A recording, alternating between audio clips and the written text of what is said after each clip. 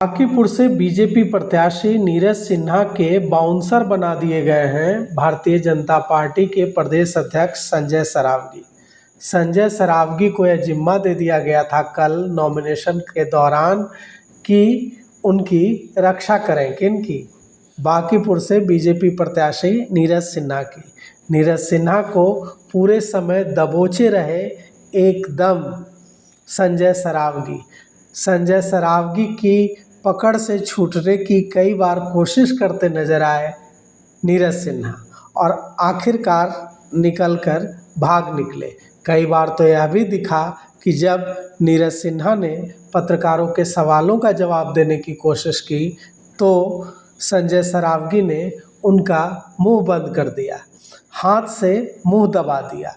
क्यों ऐसी फजीहत करानी पड़ रही है भारतीय जनता पार्टी को? भारतीय जनता पार्टी के पास कैंडिडेट की कमी नहीं थी, भारतीय जनता पार्टी के पास न नेताओं के फौज की कमी थी, तो फिर क्यों नीरज सिन्हा को उतारा?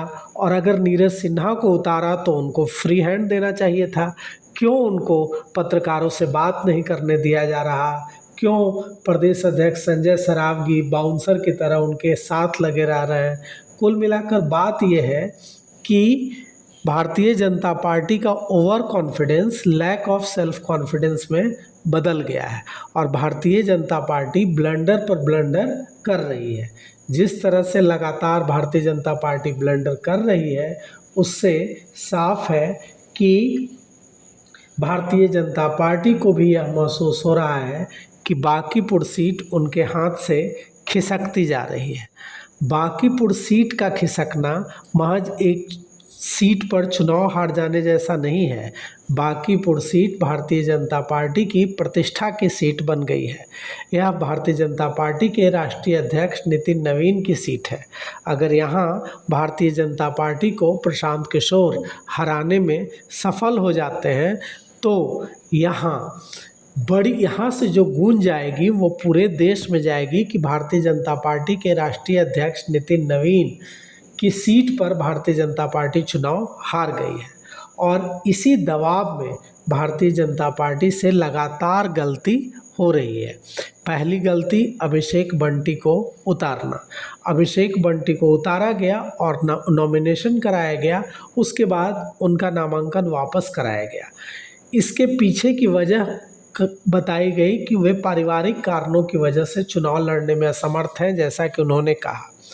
खबर यह चलाई गई कि इसलिए उनका नामांकन वापस कराया गया क्योंकि उनके पिता चारा घोटाले में उन्हें जुर्माना हुआ था, सजा हुई थी, जबकि ऐसा दूर दूर तक नहीं है। राष्ट्रीय जनता दल ने सवाल किया है कि जगन्नाथ मिश्रा चारा घोटाला में दोषी करार दिए गए थे।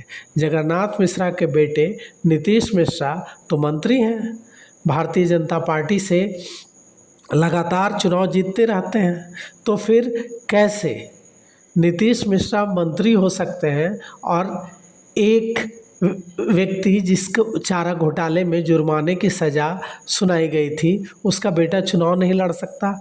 मामला ये नहीं है। मामला ये है कि अभिषेक बंटी के चुनाव मैदान में उतरने के बाद लग रहा था ऐसा भारतीय जनता पार्टी को कि बांकीपुर चुनाव अभिषेक बंटी जीत नहीं पाएंगे।